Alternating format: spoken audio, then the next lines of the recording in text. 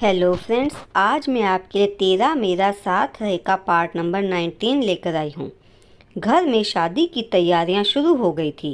नैना के लिए माँ बाप का रवैया कुछ नरम पड़ा था और शायद इसलिए वह उसे और अने को पूछ भी रहे थे। नैना कभी कभी रात में वहाँ रुक भी जाती थी, वरना शादी के बाद बस पग फेरे की रस्म के नाम पर ही वहाँ रुकी थी। दूसरी चीज़ यह है कि नैना की वजह से नेहा की शादी में कोई रुकावट नहीं आई थी। अरुण के माता पिता 3 साल पहले एक प्लेन क्रैश में गुजर गए थे। शायद इसलिए भी उसके घर की तरफ से कोई ऑब्जेक्शन नहीं था। उस दिन अने और अरुण के साथ नैना और नेहा शादी का लहंगा और शेरवानी पसंद करने के लिए शाम को उन दोनों के ऑफिस से आने के बाद मार्केट गए थे। जो ड्रेस अरुण को पसंद आता वह नेहा को नहीं, और जो नेहा को पसंद आता वह अरुण को नहीं आ रहा था। अरे, अगर इतना वक्त लगाओगे तो हो चुकी शॉपिंग, नैना ने नेहा से चिढ़कर कहा। दीदी, शादी एक ही बार होती है, अगर इसमें भी अपनी पसंद की ड्रेस नहीं पहनी तो क्या फ़ायदा। फिर मेरा लहंगा अरुण को भी पसंद आना चाहिए और अरुण की शेरवानी मुझे। फिर दोनों की ड्रेस मैचिंग भी तो होनी चाहिए। रात के 10 बजने वाले थे। वह नेहा के बचपने पर ना चाहते हुए भी मुस्कुरा दी। वह हमेशा ऐसे ही बेफिक्र रहे, उसके दिल से दुआ निकली थी। उसकी शादी के बाद वह बहुत संजीदा हो गई थी, मगर अरुण ने उसकी ज़िंदगी में रंग भर दिए थे। उसने आँखों से ही उसकी नज़र उतारी थी। उनके लिए ड्रेसेस देखते हुए जाने क्यों उसके दिल में एक हुक सी उठी थी कि जैसे नेहा अरुण के साथ अपनी शादी के हर मोमेंट को एंजॉय कर रही थी और वह तो अपनी शादी में कुछ भी नहीं कर पाई। जब राहुल से शादी होने वाली थी तब भी उसके दिल में राहुल की जगह अने का ख्याल आ रहा था। हाँ, उस वक्त अने से प्यार नहीं था, मगर जाने क्यों उसकी मोहब्बत ने उसके दिल में उस वक्त भी हलचल मचाई हुई थी। फिर उसने अपनी सोचों को जहन से झटका और सामने देखने लगी। अने की नज़र उसी पर थी जिसके चेहरे उन्हें चंद पलों में जाने कितने रंग आकर गुजर गए थे। फिर आखिर उन्हें उन दोनों के लिए ड्रेस पसंद आ गई थी। रेड कलर का हैवी जरकन के वर्क का लहंगा और मैच करती हुई रेड एंड क्रीम कलर की शेरवानी। मैं चलता हूँ, अब बहुत देर हो गई है, अरुण ने कहा। अरुण वहीं से निकल गया था और अने नेहा को छोड़ने घर चला गया था।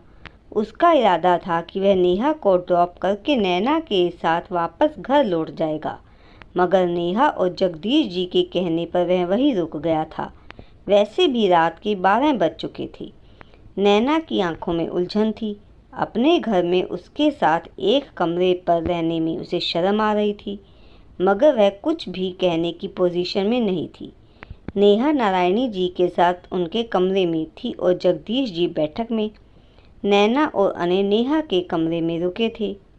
तुम इतना शाय क्यों फील कर रही हो? हम पहली बार तो रात में एक साथ नहीं हैं। उसने शरारत से बेचैन सी नैना को देखा, जो बेड पर आने की बजाय खिड़की के करीब खड़ी बाहर देख रही थी।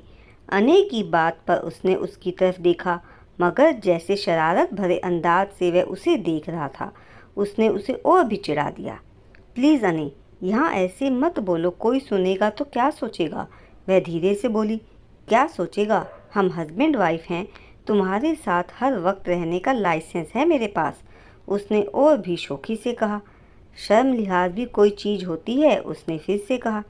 शर्म तो तुम मेरे हिस्से की भी कर लेती हो, इसी शर्म के चलते मेरे करीब आने से परहेज है तुम्हें, उसने फिर से उसे छेड़ा था, जिस पर वह झेंप गई थी। नैना, उसके लफ्ज़ों में जज्बों की तपिश थी। नैना, जो अब उसकी अच्छाई की कायल हो चुकी थी, उसके इस तरह पुकारने पर सिमट सी गई। वह उसके दिल में कब उतरा उसे पता ही नहीं चला था। उससे दूरी वह अब नहीं चाहती थी, बल्कि अब तो उसकी बाहों में समाने के लिए उसकी धड़कनें मचल उठती थी, मगर शर्म के चलते वह पहल नहीं कर पाती थी। और अने, वह तो जैसे उसके ज़ब्त को आजमाने पर तुला हुआ था। क्या तुम्हें अभी भी मेरे साथ इनसिक्योर महसूस होता है? क्या तुम्हें अभी तक यकीन नहीं है कि मैं तुम्हारी मर्जी के बिना तुम्हें हाथ नहीं लगाऊंगा? वह कहते हुए उसके करीब आ गया। प्लीज़ ऐसा मत कहिए, ऐसा बिल्कुल नहीं है कि मुझे आपसे डर लग रहा है। दरअसल बात यह है कि यहाँ ऐसे आपके साथ एक कमरे में मुझे बहुत अनकंफर्टेबल लग रहा है। मतलब मम्मी पापा के सामने। उसकी जुबान लड़खड़ा रही थी। तो क्या हुआ? मैं भी तो अपने घर में तुम्हारे साथ एक कमरे में रहता हूँ। इसका मतलब ये तो नहीं कि बंद कमरे में वही सब कुछ हो जो लोग एज्यूम करते हैं। हमारी तरह कोई एक कमरे और एक बेड पर भी दूर दूर रह सकता है। उसकी उलझन सुनकर उसके होठों पर मुस्कुराहट आ गई। कहने से पहले सोच तो लीजिए क्या बोल रहे हैं आप, उसने कहा, क्योंकि उसे पता था कि यहाँ आवाज़ कमरे से बाहर जाती है और शर्म की वजह से उसने दरवाज़ा लॉक भी नहीं किया था। ऐसा तो कुछ नहीं कहा मैंने। आज तक तुम मुझसे इतना फासला बना कर रखती हो जैसे मैं कोई अजनबी हूँ जिसके साथ तुम सजा काट रही हो। उसके लबों पर शिकवा था मगर आंखों में शरारत थी। मगर वह यह सुनकर और भी पजल हो गई थी। वह कुछ गलत नहीं कह रहा था। उसी ने एक गलत फहमी के चलते अपनी ज़िंदगी को अजाब बनाया था और साथ ही उसकी ज़िंदगी को भी। वह सर झुका गई थी। इस वक्त क्या बोले वह कुछ समझ नहीं पा रही थी। मुझे तुमसे कोई शिकायत नहीं है नैना। तुम्हें कुछ भी सोचने की ज़रूरत नहीं है। प्यार मैंने तुमसे किया है, तुमने नहीं। तो बिना प्यार के करीब आने के लिए तुम खुद को ज़बरदस्ती तैयार करो, मैं यह बिल्कुल नहीं चाहता।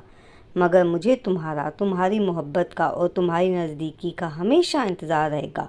उसने उसका झुका चेहरा हाथों में भरते हुए कहा।